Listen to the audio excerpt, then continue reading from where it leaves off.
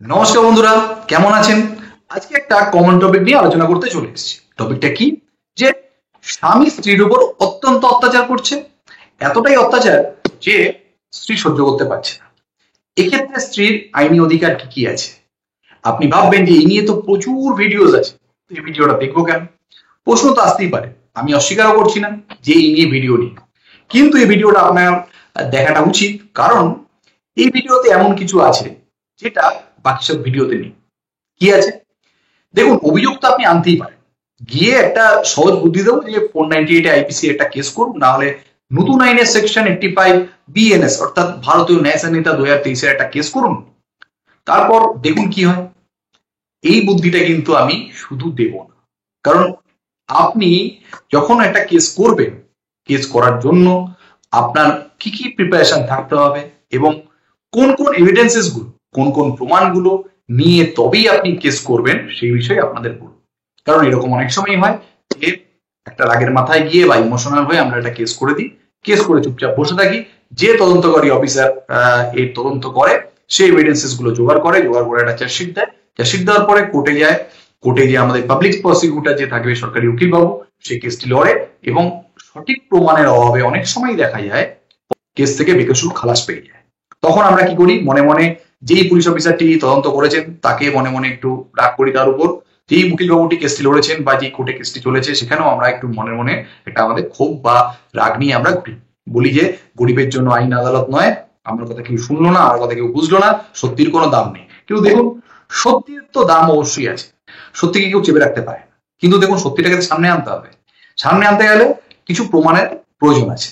আপনি বলছেন সেটা তো আপনার অভিযোগ, কিন্তু সেই অভিযোগটাকে যখনই আপনি কোর্টে অ্যাডমিসেবল করাবেন, কোর্টে যখন সেটাকে একসেপ্ট করবে যে হ্যাঁ এটা প্রমাণ, এই প্রমাণের উপর বেস করে একটা জাজমেন্ট দেওয়া যেতে পারে, তো তার জন্য তো আপনাকে কিছু পদক্ষেপ নিতে হবে। সেই পদক্ষেপগুলো কি? ধরুন আপনার উপর স্বামী অত্যাচার করেছে, তবে কোন ডেটে করেছে সেটা আপনাকে মাথায় রাখতে হবে। কোন সময় করেছে, সেই সময় কে কে উপস্থিত ছিল, কে কে মানে বিষয়টা দেখেছে, কোথায় করেছে। ধরুন বাড়িতে করেছে, বাড়ির কোথায় করেছে? আপনার বেডরুমে করেছে, বাথরুমের সামনে করেছে, উঠোনে করেছে, কোথায় করেছে সেটা এক্সাক্ট ভাবে আপনাকে কমপ্লেনে লিখতে হবে। তারপর আপনাকে লিখতে হবে কি অত্যাচার করেছে। অনেক সময় হয় যে শ্বশুরবাড়ি সবাই মিলে আমাকে মারধর করলো। শ্বশুরবাড়িতে তো অনেকজন থাকে, এভাবে তো শ্বশুরবাড়ি সবাই মিলে লিখলে তো হবে না। আপনাকে স্পেসিফিক ভাবে সবার নাম লিখতে হবে এবং পারলে তাদের সঙ্গে আপনার কি সম্পর্ক সেটাকেও কিন্তু মেনশন করে দেবেন। তাদের বাবার নাম, অ্যাড্রেস, যদি আপনার কাছে তথ্যগুলো থাকে এগুলো দেবেন। তাহলে কি হয়, এই ক্ষেত্রে যে তদন্তকারী অফিসার হয় তার তদন্ত করতে সুবিধা হয় এবং কোর্টেরও বুঝতে সুবিধা হয়। এছাড়া আপনি যখন কমপ্লেন করছেন, কমপ্লেন করার সময় আমাদের অনেক সময় হয় যে আমাদের মারধর করেছে বলি, কিন্তু আমাদের কাছে কোনো ইনজুরি রিপোর্ট থাকে না। মানে ইয়ে মেরেছে আমাদের, মারার জন্য কাউকে যদি কেউ আঘাত করে, মুখে বলে সেটা প্রমাণ হয় না, বা একটা মোবাইলে ফটো তুলে দেখাই দেখুন আমাকে মেরেছে, দেখুন লাল হয়ে গেছিল, নীল হয়ে গেছিল। কাউকে ছোট করছি না, অনেক সময় এই ঘটনাগুলো ঘটে। অনেক সময় মারধর করলে অনেক সময় দাগ হয়, শরীরে কালশিটে দাগ হয়। কিন্তু এই দাগগুলো দেখিয়ে কিন্তু, কিছু ফটো দেখিয়ে কিন্তু লাভ নেই। ফটোটা তখনই লাভ হবে যখন আপনার সঙ্গে একটা মেডিকেল প্রেসক্রিপশন থাকবে বা আপনার কাছে ডিসচার্জ সামারি থাকবে, মানে ভর্তি হয়েছেন, মারধর এতটাই ছিল গুরুতর যে আপনাকে হসপিটালে ভর্তি হতে হয়েছে, বা আপনাকে ফার্স্ট এড করতে হয়েছে, ওর জন্য একটা ইনজুরি রিপোর্ট হসপিটালে আপনি সরকারি হসপিটাল থেকে করিয়েছেন, না হলে প্রাইভেট হসপিটালে গিয়ে আপনি ট্রিটমেন্ট করিয়েছেন, সেখানেও তো একটা মেডিকেল প্রেসক্রিপশন বা একটা ডিসচার্জ সামারি হোক, কিছু হোক, একটা ইমার্জেন্সি কাগজপত্র কিছু না কিছু থাকবে। এবং কজ অফ ইনজুরি, মানে কেন ইনজুরিটা হয়েছে সেটাও লেখা থাকবে, কবে ইনজুরি হয়েছে মানে ডেট লেখা থাকবে, টাইম লেখা থাকবে ইনজুরির, কোথায় হয়েছে, এগুলো কিন্তু সে প্রাইভেট হসপিটালে দেখান, আপনি কোনো ডাক্তারকে দেখান বা ইনজুরি রিপোর্ট করুন, সব জায়গায় কিন্তু এটা লেখা থাকবে। আর যদি অনেক সময় হয় প্রাইভেট ডাক্তার দেখাতে গেলে এগুলো অনেক সময় ডাক্তাররা যে কোনো কারণে অনেক সময় একটু ভুল হয়ে যায়, তো সেটা কিন্তু একটু মনে করিয়ে দিতে হবে যে এগুলো যাতে সেই ডাক্তারবাবু, প্রাইভেট ডাক্তার যদি দেখান কখনো, এটা বলে দিতে হবে। কারণ ইনজুরি রিপোর্ট যেখানে করাতে যাবেন সরকারি হসপিটালে, সেখানে এগুলো বলার খুব একটা প্রয়োজন হয় না, কারণ সেখানে অলরেডি ফর্মটা থাকে। সেখানে তারা ডাক্তারবাবুরা যারা করেন তারা অভিজ্ঞ, তারা জানেন, আর ওইভাবে করে দেন, অসুবিধা হয় না, বেশিরভাগ ক্ষেত্রে দেখা যায়। কিন্তু প্রাইভেট ডাক্তার দেখাতে গেলে অনেক সময় তারা যদি না জানেন, তাদের একটু গাইড করে দেবেন। এই ভিডিওটা এর জন্যই বানানো, তাদের গাইড করে দেবেন যাতে তারা লিখে যে কবে এই আঘাতটা লেগেছে, কোন সময় লেগেছে, কার দ্বারা আঘাতটা লেগেছে, কোথায় লেগেছে, মানে কোন প্লেসে এই ঘটনাটা ঘটেছে, মানে কে কে আঘাত করেছিল, কোথায় আঘাত করেছিল, কত তারিখে আঘাত করেছিল, কোন সময় আঘাত করেছিল। তো এইগুলো যাতে লেখা থাকে, আর সঙ্গে সঙ্গে এই যে ইঞ্জুরিটা হয়েছে সেটা কি টাইপের ইঞ্জুরি, টাইপস অফ ইঞ্জুরিটা কিন্তু যাতে লেখা অবশ্যই থাকে। যদি ব্লিডিং হয়ে থাকে, ব্লিডিং এর কথা যাতে যাদের মেনশন করা হয়ে থাকে, যদি ব্লিডিং ইঞ্জুরি বা কোনো ইঞ্জুরি থাকে তার জন্য মেডিকেল প্রেসক্রিপশন। দেখুন, ইঞ্জুরি রিপোর্ট করালে কিন্তু শুধু হয় না, ইঞ্জুরি আপনার একটা ইঞ্জুরি হয়েছে, ইঞ্জুরি তো কারণ, কিন্তু তার জন্য আপনার তো একটা নিশ্চয়ই ইঞ্জুরি কারণ বা ফল যাই বলুন, তারপর তাদেরকে তো তার শুধু ডাক্তারের কাছে গেলে ডাক্তার শুধু আপনাকে ইঞ্জুরি রিপোর্ট করে ছেড়ে দেবে না, ডাক্তারকে কিন্তু তাকে একটা মেডিকেল প্রেসক্রিপশনও লিখতে হবে। কারণ আপনার ধরুন ব্যথা লিখেছে, এটা ব্যথার ওষুধ লিখবে, ধরুন কেটে গেছে তার জন্য একটা কোনো ইঞ্জেকশন লিখুক, একটা অ্যান্টিসেপ্টিক মানে ধরুন টেটব্যাক ইঞ্জেকশন হোক বা একটা মলম লিখুক, কিছু না কিছু লিখবে। মানে আপনার কাছে একটা সেই কাগজটাও কিন্তু আপনাকে যত্ন করে রাখতে হবে যে ইঞ্জুরি রিপোর্টের সঙ্গে আপনাকে যে মেডিকেল প্রেসক্রিপশনটা যেটা দিল, যে ওষুধগুলোর কথা খাওয়ার কথা লিখেছে আপনাকে বা লাগানোর কথা লিখেছে, সেটাও কিন্তু রাখতে হবে। এটা মাথায় রাখবেন, শুধু ইঞ্জুরি রিপোর্ট রাখবেন না, ইঞ্জুরি রিপোর্টের সঙ্গে সঙ্গে মেডিকেল প্রেসক্রিপশনও থাকে আপনাদের, মানে যেখানে ওষুধের প্রেসক্রাইব আপনাকে ডাক্তারবাবু করেছে সেটাও কিন্তু রাখবেন। এবার কি আছে, এ তো গেল আপনার যখন কেসটা করলেন তখন একটা ইঞ্জুরি রিপোর্ট বা মেডিকেল সামারি বা মেডিকেল ডিসচার্জ সামারি হোক বা এগুলো কিভাবে সংযুক্ত করবেন সেটা বুঝলাম। এবার ভাবুন আপনার সঙ্গে ঘটনাটা ধরুন ঘটেছে, এবার সেই সময় কে কে ছিল, তাদের ঘটনা, তাদেরও কিন্তু নামগুলো লিখতে হবে। এ ছিল, ধরুন আপনার পাশের বাড়ি ধরুন একটা বৌদির সামনে এই ঘটনাটা ঘটেছে, তার নাম লিখতে হবে। ধরুন আপনি যখন ঘটেছে তখন আপনাদের বাড়িতে যে ডোমেস্টিক হেল্প আছে, যে দিদিটি কাজ করে, সে তখন ঘর মুছছিল, তখন আপনার স্বামী এসে আপনাকে চুলের মুঠি ধরে একটা সপাটে ঘুষি মারলো। তো তাহলে সেই যে দিদিটি দেখেছে কাজ করে, যে তার নামটাও কিন্তু লিখতে হবে যে এর সামনে এই ঘটনাটা ঘটেছে। এছাড়া যদি আপনার যদি এরকম হয় যে আপনার কাছে কোনো এরকম ঘটনা ইনসিডেন্ট হচ্ছে, আপনার স্বামী ধরুন ঘরে হুলস্থুল করছে, আপনাকে মারধর করছে, তার ভিডিও ফুটেজ আপনার কাছে আছে, মোবাইলে হোক, সিসিটিভি ফুটেজ হোক, এরকম বা কোনো ফটোগ্রাফস হোক আপনার কাছে আছে, সেটাও কিন্তু আপনাকে প্রমাণ হিসেবে রাখতে হবে। সঙ্গে সঙ্গে একটা কি আছে, ধরুন আপনার এরকম ঘটনা আপনার সঙ্গে ঘটেছে, আপনি প্রথমবার জেনারেল ডায়েরি করেছেন, কেস করেননি, সেক্ষেত্রে পুরোনো যে জেনারেল ডায়েরি রেফারেন্স গুলো আছে, জেনারেল ডায়েরি হয়েছে, সেগুলো কিন্তু রাখতে হবে। অনেক সময় এরকম হয় যে ছোটখাটো ঝামেলা হয় বা মারধর করে, সঙ্গে সঙ্গে ওয়াইফরা থানায় গিয়ে কেস করে না, এটা জেনারেল ডায়েরি করে, বা অনেক সময় হয় যে কিছুই করে না, ঘরে চুপচাপ বসে থাকে। দেখুন, যখনই কোনো এরকম ঘটনা ঘটবে বা আপনি অনেক সময় লিখবেন যে বিয়ের পর থেকে আমার উপর অত্যাচার করছে, দেখুন বিয়ের পর থেকে অত্যাচার করছে এটা কিন্তু আপনাকে প্রমাণ করতে হবে, এটা কিন্তু মুখে বললে হবে না। প্রমাণটা কি আছে, প্রমাণটা হলো আপনাকে পুরোনো সময় জেনারেল ডায়েরি করতে হবে, নাহলে উমেন কমিশনে আপনি চিঠি লিখেছেন, নাহলে প্রোটেকশন অফিসারের কাছে আপনি গেছিলেন, কমপ্লেন করেছিলেন, কিছু তো একটা করেছিলেন, সেই প্রমাণগুলো থাকতে হবে। মুখে বললে কিন্তু মুখের কথার কোনো দাম নেই, কারণ আপনার হাজবেন্ড কিন্তু তখন কিন্তু এই কোর্টে এই কথাটা উঠাবে যে আমি ওকে বিয়ের পর থেকে এতদিন ধরে অত্যাচার করছি, ওর কাছে কি প্রমাণ আছে। ও আজকে ইনসিডেন্ট লিখছে যে অমুক তারিখে অত্যাচার করছে, সেদিনকে ও গিয়ে আমার নামে 498 কেস করলো, সেটাও মানলাম, কিন্তু এই এতদিন ধরে আমার উপর অত্যাচার যে আমি যে ওকে করেছি, তার জন্য সে কি ব্যবস্থা নিয়েছে, তার জন্য কি সে কোনো আমার বিরুদ্ধে কোনো কেস করেছে থানায়, লোকাল থানায়, না কি করেছে, কাগজ কোথায়। দেখুন, মুখের কথা কিন্তু কোনো দাম নেই। আপনার ঘটনার উপর যদি এরকম অত্যাচার হয়, নয় বা কেস করলেন, আপনি মনে হচ্ছে আপনার যে কেস করবো না, এখন এখন একটু সময় দিই, একটু দেখিনি, এখনই কেস করবো না, একটু চিন্তা ভাবনা করিনি, ফ্যামিলির লোকদের সঙ্গে আলোচনা করিনি, করতেই পারেন, কিন্তু একটা জেনারেল ডায়েরি কিন্তু অবশ্যই করিয়ে রাখবেন। আর সেখানে এটাও করতে পারেন, কারণ ফ্যামিলি ডিসপিউট ব্যাপারে পুলিশ অনেক সময় ডাইরেক্টলি ইন্টারফেয়ার করে না, সেটাও আপনি বলতে পারেন যে এই সময় আমি পুলিশ অ্যাকশন চাইছি না।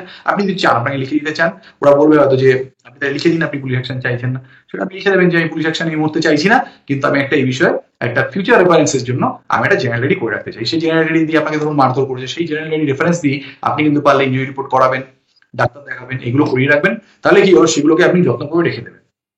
ভবিষ্যতে যদি কোনো প্রয়োজন হয়, ভবিষ্যতে যদি কখনো 498 আইপিসি বা সেকশন 85 বিএনএস মানে ভারতীয় ন্যায় সংহিতা 2023 যদি কেস করেন, তখন এগুলোকে সংযুক্ত করবেন। আর আপনি যদি লেখেন যে বিয়ের পর থেকে বা আমাকে এই ডিসেম্বর মাস থেকে অত্যাচার করছে, বা যখন লিখবেন আপনি, তাহলে তার সঙ্গে সঙ্গে আপনার ডকুমেন্ট গুলো থাকছে। ডকুমেন্ট ছাড়া কিন্তু মুখের কথা কোনো দাম নেই। আর এই মুখের কথায় শুধু কিন্তু আপনার দাম আছে তখনই, ধরুন আপনার সাক্ষীরা গিয়ে স্টেটমেন্ট দিল যে হ্যাঁ আমরা দেখেছি আমাদের সামনে ওর চুলের মুঠি ধরে ঘুষি মেরেছে, বা বললো হ্যাঁ আমরা দেখেছি ওকে খুব মারধর করতো, হ্যাঁ দেখেছি ওকে এতটাই অত্যাচার করতো যে ও সুইসাইড অ্যাটেম্প কয়েকবার করেছে। তো এইসব কথাগুলো যদি বলে, সেগুলোর দাম আছে, বা আপনার কাছে যখন ভিডিও আছে সেগুলোর দাম আছে। কিন্তু আপনি ধরুন গিয়ে বলছেন যে আমাকে মেরেছে, সেটা বার্ডেন অফ প্রুফ কিন্তু আপনার উপর, আপনাকে প্রমাণ করতে হবে আপনাকে মেরেছে, সেটা বলতে হবে, মানে সেটাকে প্রমাণের জায়গা আছে, সেটা প্রমাণ করানোর জন্য আপনার দায়িত্ব। অ্যাকিউজ যে মানে অভিযুক্ত, তার উপর কিন্তু বার্ডেন অফ প্রুফ নেই, কারণ সে অভিযুক্ত, তার উপর আপনি অভিযোগ করেছেন, সে অভিযুক্ত, আপনাকে প্রমাণ করতে হবে, আপনার দায়িত্ব, আপনি কোথা থেকে প্রমাণ আনবেন সেটা আপনার ব্যাপার। তো এটা কিন্তু থাকতে হবে। আর সঙ্গে সঙ্গে একটা কথা বলি, অনেক সময় এটা হয় যে, এটা হয়তো আপনারাও জানেন যে এই 498 আইপিসি যে কেসটা বা সেকশন 85 বিএনএস এর যে কেসটা, এটা কিন্তু একমাত্র স্ত্রী করতে পারে, এছাড়া কিন্তু অন্য কেউ করতে পারে না। কারণ লিভ ইন রিলেশনশিপে যারা থাকে তারা ডোমেস্টিক ভায়োলেন্স অ্যাক্টের কেস করতে পারে, তাদের কোনো অসুবিধা নেই, বার নেই। কিন্তু 498 এর কেসটা কিন্তু একমাত্র স্ত্রী করতে পারে, স্ত্রী ছাড়া কারো করার অধিকার নেই। সেক্ষেত্রে কিন্তু আপনাকে আপনার যে বিবাহিত আপনি, সেটা কিন্তু প্রমাণ করার একটা কিন্তু কাগজপত্র আপনাকে থাকতে হবে। সেটা ম্যারেজ সার্টিফিকেট হোক বা বিয়ের ফটোগ্রাফস হোক, ভিডিওস হোক, বা বিয়ের কার্ড হোক, বা মন্দিরে যদি কোনো জায়গায় বিয়ে করে থাকেন সেখানে রেজিস্টার যে যদি থেকে থাকে তার কোনো সার্টিফিকেট হোক, কিছু আপনাকে এমন কিছু থাকতেই হবে যেটা দিয়ে আপনি প্রমাণ করতে পারবেন যে আপনার বিয়ে হয়েছিল। সেটা যেখানেই হোক এরকম বিয়ে হয়েছিল সেখানে একটা প্রমাণ আপনাকে রাখতে হবে। আর সঙ্গে সঙ্গে আপনার বিয়ে কোন পুরোহিত দিয়েছিল, কোন নাপিত সেই সময় উপস্থিত ছিলেন, মানে যে কোন ক্ষৌরকর্মী আপনার বিয়ের সময় উপস্থিত ছিলেন, তাদেরও নাম ঠিকানা এগুলো অ্যাড্রেস আপনাকে জোগাড় করে আনতে হবে। কারণ আপনাকে কিন্তু এগুলো সাপ্লাই করতে হবে ইনভেস্টিগেটিং অফিসারকে, তাহলে আপনার যে কেসের তদন্ত করবেন তার ক্ষেত্রে অনেক সুবিধা হবে। কারণ তাকে যদি আপনি সাহায্য না করেন সেই বা এগোবে কি হবে বলুন তো? কারণ কেসটা আপনার দায়িত্বটা, কিন্তু এটা কিন্তু একটা টিম গেম। এরকম কোনো ব্যাপার না যে আপনার যে ইনভেস্টিগেটিং অফিসার সেই সত্যান্বেষী ছুটবে আর আপনি চুপচাপ বসে থাকবেন, আমি তো কিছু জানি না, এরকম অ্যাটিটিউড থাকলে কিন্তু কেসে কখনোই ভালো ফল হয় না। কারণ এটা একটা টিম গেম, আপনাকেও সাহায্য করতে হবে, আপনাকেও আপনার পার্টে যেই দায়িত্বগুলো আছে, এই ইনজুরি রিপোর্ট কালেকশন করা, এই যে ধরুন ডাক্তারি কাগজপত্র জোগাড় করা, বা আপনাকে ধরুন থ্রেটনিং করেছে সেই থ্রেটনিং এর যে স্ক্রিনশট যদি কিছু থেকে থাকে, বা কোনো যদি মেসেঞ্জার চ্যাট থেকে থাকে, SMS থেকে থাকে, এইসব টাইপের যে ডকুমেন্টস গুলো আছে যেগুলো আপনাকে থ্রেট করেছে বা ওরা বাড়ির লোকরা আপনাকে মারধর করেছে, এরকম যদি প্রমাণ আপনার কাছে থেকে থাকে, বা এরকম কোনো ভিডিও আপনি করে রেখেছেন, বা এরকম কোনো কনভারসেশন ধরুন কল রেকর্ডিং আপনার কাছে আছে, এরকম যদি থেকে থাকে সেগুলো কিন্তু ইনভেস্টিগেটিভ অফিসারকে আপনাকে দিতে হবে। ইনভেস্টিগেটিভ অফিসারের সঙ্গে আপনি কথা বলবেন, যোগাযোগ করবেন, এবং এই তদন্তটাকে যাতে আরো ভালোভাবে করা যায় তা সে ব্যাপারে আপনাকে সাহায্য করতে হবে। অনেক সময় হয় যে কেস করে চুপচাপ বসে থাকেন, বা ইনভেস্টিগেটিভ অফিসার যখন ডাকে তারা সেভাবে খুব একটা রেসপন্স করেন না, অনেক সময় দেখা যায়। তো সেটা কিন্তু কখনোই করবেন না, কারণ কেসটা কিন্তু আপনার। আর আরেকটা বুদ্ধি দিয়ে রাখি, যদি ধরুন আপনাদের উপর কোনো অত্যাচার হলো, এটা কখনোই করবেন না, চুপচাপ থাকবেন। সবসময় এই বিষয়ে আপনার পাশে বাড়ির মানুষজন, আপনার বন্ধু বান্ধব, আপনার পরিবারের লোকজন, পারলে আপনাদের যে লোকাল বডি আছে, কাউন্সিলর হোক, আপনাদের পঞ্চায়েত অফিস হোক, এইসব জায়গায় গিয়েও রিপোর্ট করবেন। কি হবে তাহলে, এরাও এই বিষয়ে জানবেন, এবং এতে তারা যদি কোনো আইনি পদক্ষেপ নিতে নাও পারে, যদি কখনো ইনভেস্টিগেশনে পুলিশ অফিসার যদি তাদের সাক্ষী হিসেবে তাদের যদি এই কেসে ইনক্লুড করেন, সেক্ষেত্রে তারাও কিন্তু আপনাদের হয়ে সাক্ষী দিতে পারবে, হ্যাঁ যে এই মহিলাটি আমাদের কাছে এসেছিল, বা হ্যাঁ আমার এই বান্ধবী আমাকে জানিয়েছিল তার উপর এরকম অত্যাচার হয়েছে, সে আমাদের বলেছিল। এটা যাতে একটা বলার জায়গা থাকে, বা পরিবারের আপনার মা বাবা, দাদা দিদি, বা আপনার যারা রিলেটিভ আছে তাদেরও ফোনের মাধ্যমে হোক, যদি সামনাসামনি গিয়ে যদি বলার মতো পরিস্থিতি না থাকে, ফোনের মাধ্যমেও কিন্তু ইচ্ছা করলে, বা SMS এর মাধ্যমে কিন্তু অবশ্যই জানাবেন। কারণ এইগুলো যদি করেন তাহলে কিন্তু আপনার ক্ষেত্রে অনেকটাই সত্যিটাকে প্রমাণ করার একটা সুযোগ থাকবে। কারণ কি, দেখুন, যদি কখনো সত্যিকারের কোনো আপনার উপর অত্যাচার হয়, সেক্ষেত্রে আপনার কষ্ট হবে। কষ্ট হলে আপনি কিন্তু আপনার কাছের মানুষদের কিন্তু অবশ্যই এটা শেয়ার করবেন। এটা কিন্তু একটা স্বাভাবিক একটা ব্যাপার। এই বিষয়ে অনেক সময় এই প্রশ্ন করে যে আপনার উপর এত অত্যাচার হলো, আপনি কি আপনার বাড়ির লোকদের জানিয়েছিলেন? তখন চুপ করে থাকেন অনেক সময়, বা বলে হ্যাঁ জানিয়েছিলাম। প্রমাণটা কি আছে জানিয়েছিলেন? আপনি দরকার হলে চিঠি লিখে বাড়ির লোককে জানান, সে বিষয়ে আপনাকে এটা এডি করে জানাবেন। যদি ডকুমেন্টারি এভিডেন্স রাখতে হয়, একটা অ্যাকনোলেজমেন্ট ডিউ করে পাঠাবেন, আপনার বাবার নামে অ্যাড্রেস করে, বা আপনার মায়ের নামে, দাদার নামে, যার কাছে কমফোর্টেবল ফিল হয় তার কাছে পাঠাতে পারেন, বা SMS করতে পারেন। সেই SMS এর স্ক্রিনশটটাও কিন্তু আপনার ক্ষেত্রে প্রমাণ হতে পারে, বা ফোন করে জানালে সেটা কল রেকর্ডিং করে রাখলেন, সেই কল রেকর্ডিংটাও কিন্তু আপনার ক্ষেত্রে একটা প্রমাণের জায়গা তৈরি করে। সঙ্গে সঙ্গে ধরুন আপনি কোনো কাউন্সিলরকে বা আপনার লোকাল যে গ্রাম পঞ্চায়েতের প্রধান আছে তাকেও যদি মনে হয় চিঠি লিখে জানাবো এই বিষয়ে আমার উপর অত্যাচার হচ্ছে বা ইয়ে হচ্ছে, সেই বিষয়ে আপনি জানাতে পারেন, তাকে সামনাসামনি গিয়ে মৌখিকভাবে জানাতে পারেন, বা আপনি প্রোটেকশন অফিসারের কাছে গিয়ে এই বিষয়ে সাহায্য চাইতে পারেন। প্রোটেকশন অফিসার দুইজনকেই, মানে আপনার হাজবেন্ডকে বা শ্বশুরবাড়ির মানুষজন যারা আপনার উপর অত্যাচার করছে, আপনার অভিযোগ, তাদেরও কিন্তু ডেকে পাঠাবে, এবং দুজনকে মিলেই কথা বলবে, এবং তাকেও কিন্তু পরবর্তীকালে যখন রিপোর্ট চাইবে সেও কিন্তু একটা রিপোর্ট দেবে। এছাড়া আপনি চাইলে উমেন কমিশনে কমপ্লেন করতে পারেন। উমেন কমিশনে কমপ্লেন করলে পুলিশই কিন্তু এর তদন্ত করবে। এছাড়া আপনি ডিস্ট্রিক্ট ম্যাজিস্ট্রেটকে চিঠি লিখতে পারেন, SDM কে চিঠি লিখতে পারেন, আপনার উপর অত্যাচার হচ্ছে। এগুলো করলে কি হবে, এগুলো করলে আপনার কাছে প্রমাণ থাকবে যে আপনি এতগুলো এফর্ট নিয়েছিলেন নিজেকে বাঁচানোর জন্য, আপনার অত্যাচার হচ্ছিল, এটা কিন্তু সত্যি ঘটনা। কারণ এই যেহেতু সত্যি ঘটনা, তাই আপনি এতগুলো জায়গায় গেছিলেন সাহায্যের জন্য। লাস্টে যখন পারেননি তখন গিয়ে 498 IPC একটা কেস করেছেন, বা সেকশন 85 BNS যে কেসটা করেছেন, সেটা সত্যি সত্যি এই ঘটনাটা ঘটেছিল তাই করেছেন। আপনি যদি এই স্টেপগুলো যদি নেন তাহলে অবশ্যই আপনার কেসে একটা ভালো ফল হবে, এই আমি আশা রাখি। আজকের এই ভিডিওটা বানানোর উদ্দেশ্য আমার এটাই যে অনেক সময় মিথ্যে মামলার চাপে পড়ে সত্যি ঘটনাগুলো সেভাবে প্রকাশ পায় না, সামনে আসতে পারে না। সবাই বাঁকা নজরে তাকায় আর বলে এটা তো মিথ্যে মামলা। কিন্তু এখনো যে সত্যি মামলা হয়, সত্যি ঘটনা ঘটে, অনেক স্বামী আছে খুব খুব অত্যাচার করে স্ত্রীর উপর। অনেক স্ত্রী আছে খুব সাফার করছে, অনেক স্ত্রী আছে এখনো এতটাই অত্যাচারিত যে মাঝে মাঝে ভাবে যে জীবনের কি মূল্য আছে। অনেক সময় অনেক স্ত্রীকেই এরকম হয় যে দুবেলা খাবারটাও খেতে দেয় না। অনেক সময় এরকম হয় যে ছেঁড়া কাপড়টা পরেই তাকে থাকতে হয়, তার স্বামীটা তাকে কাপড় কিনে দেয় না। অনেক সময় এরকম হয় বাচ্চাটাকে দেখে না। অনেক সময় এরকম হয় টাকা পয়সা দিয়ে সাহায্য করে না।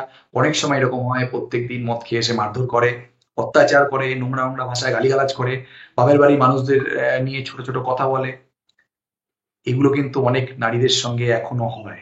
এখনো কিন্তু মানতেই হবে, মিথ্যে মামলা যেমন হচ্ছে সঙ্গে সঙ্গে সত্যি মামলা হচ্ছে। আর এই সত্যি মামলাটা যাতে সঠিকভাবে করা যায়, সঠিকভাবে যাতে তাদের বক্তব্য কোর্টে গিয়ে তারা রাখতে পারে, কোন কোন এভিডেন্সেস গুলো থাকলে তাদের সত্যি কথাটাকে সত্যি হিসেবে কোর্টে এস্টাবলিশ করা যাবে, তার জন্য এই ভিডিওটা।